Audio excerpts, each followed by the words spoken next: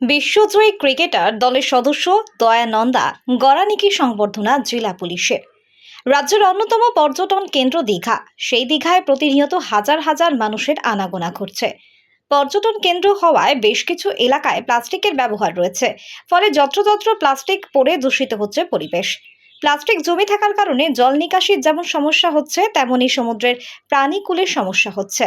সেই সমস্ত সমস্যাকে সমাধান করতে হবে বৃহস্পতিবার তমলুকের নিমতৌড়িতে জেলা প্রশাসনিক ভবনে বৃক্ষরোপণ এবং ভারতীয় ক্রিকেটার সাহায্যকারী বিশ্বকাপ জয়ী দয়ানন্দ গড়ানিকে সংবর্ধনা সভার অনুষ্ঠানে উপস্থিত হয়েছিলেন জেলা শাসক পূর্ণেন্দু মাঝি, পুলিশ সুপার সৌম্যদীপ ভট্টাচার্য সহ অন্যান্যরা। এই দিন জেলা শাসক পূর্ণেন্দু মাঝি জানান, পরিবেশকে রক্ষা করা আমাদের সকলের কর্তব্য। দূষণ নিয়ন্ত্রণে যেমন প্লাস্টিক বর্জনের প্রয়োজন, তেমনি উষ্ণায়নের হাত থেকে রক্ষা পেতে পৃথিবীর ভারসাম্য বজায় রাখতে বৃক্ষরোপণের প্রয়োজন রয়েছে। তাই আমরা অরণ্য সপ্তাহের যেমন গাছ লাগালাম, তেমনি দীঘার বেশ কয়েকটি জায়গায় আমরা প্লাস্টিকের ছাড়াছাড়ি ছবি পেয়েছি। সেই ছবি দেখিয়ে এলাকায় প্লাস্টিক মুক্ত করার কর্মসূচি আগামী দিনে গ্রহণ করা হবে। পুলিশ সুপার সৌম্যদীপ ভট্টাচার্য জানান, উষ্ণায়নের মূল কারণ পরিবেশে সেইভাবে বৃক্ষরোপণ হয় না। জেলার প্রশাসনিক ভবন নতুন তৈরি হয়েছে, ভবনের চারপাশে গাছ লাগানোর প্রয়োজন রয়েছে, তাই আমরা উদ্যোগ নিয়ে বেশ কিছু গাছ লাগালাম। সেই সাথে সম্প্রতি বিশ্বকাপ জয়ী দয়ানন্দ গড়ানিকে সংবর্ধনা দিতে পেরে খুবই ভালো লাগছে। এই দিন একটা অরণ্য সপ্তাহ গোটা জেলা জুড়েই পালন করা হচ্ছে। সেই হিসাবে আজকে আমাদের বিভিন্ন জায়গায়, আপনারা জানেন, আমরা বৃক্ষরোপণ কর্মসূচি পালন করছি। আমরা নন্দীগ্রামে পালন করেছি, আজকে আমরা পুলিশ লাইনে পালন করছি।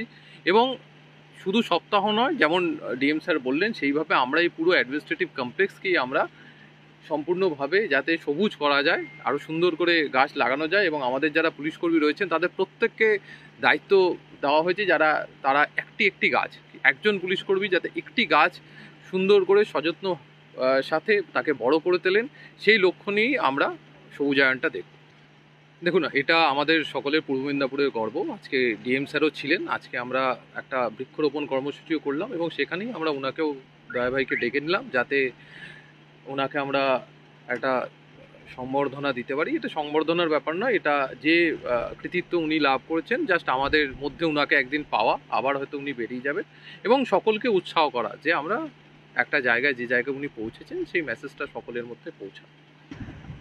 দেখুন, এটা আমরা বারবার বলছি যে আমাদের পরিবেশকে প্লাস্টিক মুক্ত করতে হবে। তার জন্য কিন্তু আমাদের অভিযান চলছে।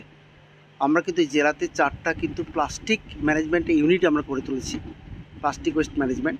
সেখান থেকে ব্লক থেকে, প্রতিটা গ্রাম থেকে, গ্রাম পঞ্চায়েত থেকে বাড়ি বাড়ি প্লাস্টিক সংগ্রহের কাজ আমরা শুরু করেছি। সবাইকে এই কথা বলবো যে প্লাস্টিক কিন্তু আমাদের কিন্তু আসন্ন বিপদ, পরিবেশের ক্ষেত্রে, আমাদের ভবিষ্যৎ প্রজন্মের ক্ষেত্রে। এবং আমি একটা জিনিস লক্ষ্য করেছি, দীঘাতে যেভাবে প্লাস্টিক ইউজ হচ্ছে, আমরা প্রচার করছি, তার সত্ত্বেও কিন্তু মানুষকে আমরা হয়তো ততটা বোঝাতে পারছি না। আমরা একবার সমুদ্রে গিয়েছিলাম প্রায় 10 থেকে 15 মিনিটের ভেতরে, সেখানে গিয়ে দেখলাম প্লাস্টিকের যেভাবে একটা স্তর তৈরি হয়েছে, এটা সত্যি বিপজ্জনক। তো সেই সকল আমরা ছবি তুলে কিন্তু মানুষকে দেখাবো এবং আজকে আহ্বান রাখলাম এবং পুরো সমগ্র পূর্ব মেদিনীপুরবাসীকে যে আসুন, আমাদের ভবিষ্যৎ এবং সমাজকে এবং আমাদের পরিবেশকে রক্ষা করার জন্য আমরা প্লাস্টিক মুক্ত এক পরিবেশ গড়ে তুলি। তার জন্য আমাদের যে হ্যাবিট, প্লাস্টিক থেকে বেরিয়ে আসতে হবে এবং যে প্লাস্টিকটা যদি ইউজ করতে হয় তার জন্য প্রপার ডিসপোজাল করতে হয়। এইটুকু সবার কাছে আমি আবেদন রাখলাম। পুলিশ লাইন এবং অ্যাডমিনিস্ট্রেটিভ যে বিল্ডিংয়ের এলাকায় যে আজকে গাছ লাগানো হলো, এটাকে আপনি পরিষ্কার রাখার কথা বললেন। দেখুন, হ্যাঁ, অ্যাকচুয়ালি আমাদের এটা একটা অ্যাডমিনিস্ট্রেটিভ কমপ্লেক্স, এখানে সবাই একসঙ্গে আমরা আছি। এই পরিবেশটাকে রক্ষা করতে হবে, সেখানে গাছ লাগাতে হবে। তার কারণ এটা সবে গড়ে উঠেছে, চতুর জায়গায় ফাঁকা। ফলে যখন গ্রীষ্ম আসে, আমরা যখন দেখি তাপপ্রবাহ থেকে বাঁচতে মানুষ কিন্তু সেই গাছের আশ্রয় নেয়। ফলে গাছ বাঁচাতেই হবে, গাছ লাগাতেই হবে। আজকে যেমন সমারোহ করে আমরা গাছ লাগাচ্ছি এবং সেই গাছ যাতে আমরা বাঁচাতে পারি তারও আমরা শপথ নিলাম সবাই মিলে, যে শুধু গাছ লাগানোর, গাছ কিন্তু আমাদের বাঁচাতে হবে। মাঝে মাঝে এটা অডিট করতে হবে, কতগুলো গাছ বাঁচলো, যদি না বেঁচে থাকে আবার সেখানে গাছ লাগাতে হবে। ফলে পুরো পরিবেশটাকে আমাদের সুন্দর করে সাজিয়ে তুলতে হবে। সংবর্ধনা অনুষ্ঠানে আসতে পেরে বেজায় খুশি দয়ানন্দ গড়ানি। তিনি বলেন, আমি যেখানেই যাই দেখতে পাই গাছ, খুব ভালো লাগে।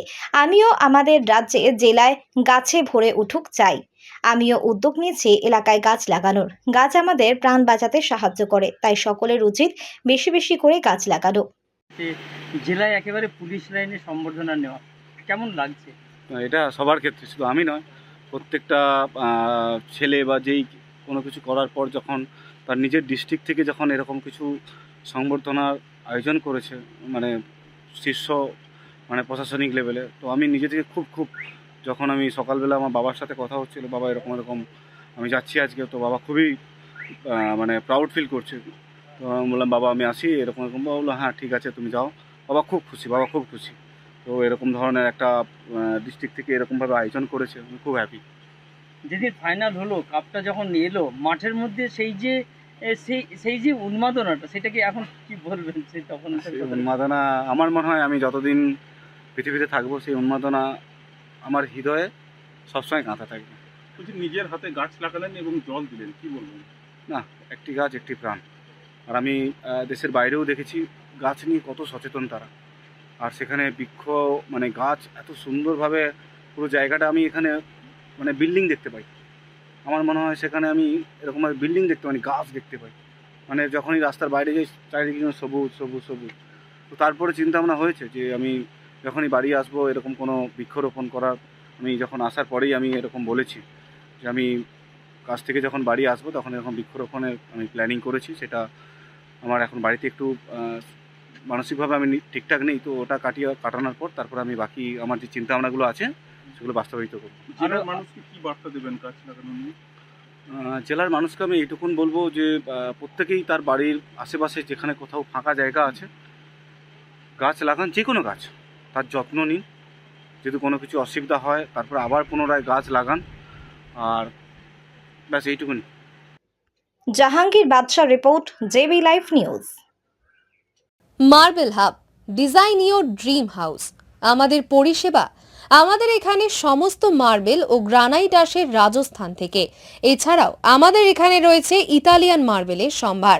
আমাদের কাছে রেক, জনসন এবং বিভিন্ন নামি দামি কোম্পানির টাইলসের বিপুল সম্ভারও রয়েছে। শুধু ভারতীয় ডিজাইন নয়, আমাদের এখানে রয়েছে ইতালিয়ান মার্বেলের সম্ভার। মার্বেলের ঘাঁটি রাজ্য, রাজস্থান থেকে আসা সমস্ত ধরনের মার্বেল ও গ্রানাইট পাওয়ার সেরা ঠিকানা মার্বেল হাব। শুধু মার্বেলই নয়, আমাদের এখানে রয়েছে টাইলসের নামি দামি কোম্পানির বিপুল সম্ভার।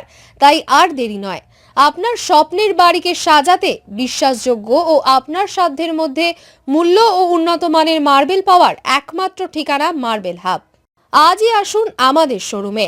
আমাদের ঠিকানা চাটরা শহীদ মাতঙ্গিনী বিডিও অফিসের পাশে, বুড়ারিহাট, পূর্ব মেদিনীপুর।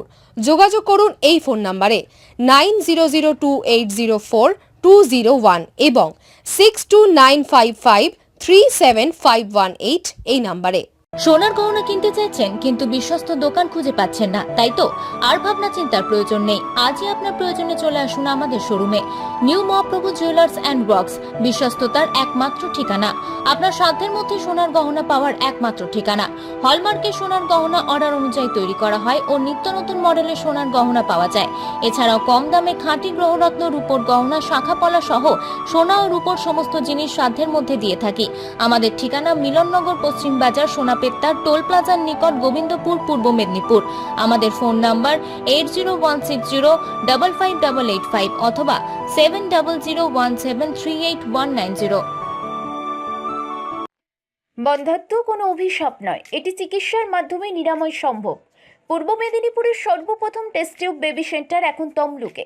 যোগাযোগের ঠিকানা উত্তরণ ইনফার্টিলিটি ক্লিনিক প্রাইভেট লিমিটেড, পদুম বসান, আদি মোহিনী মোহন কাঞ্জিলালের পাশের গলিতে। যোগাযোগ 9679225556 এই নম্বরে।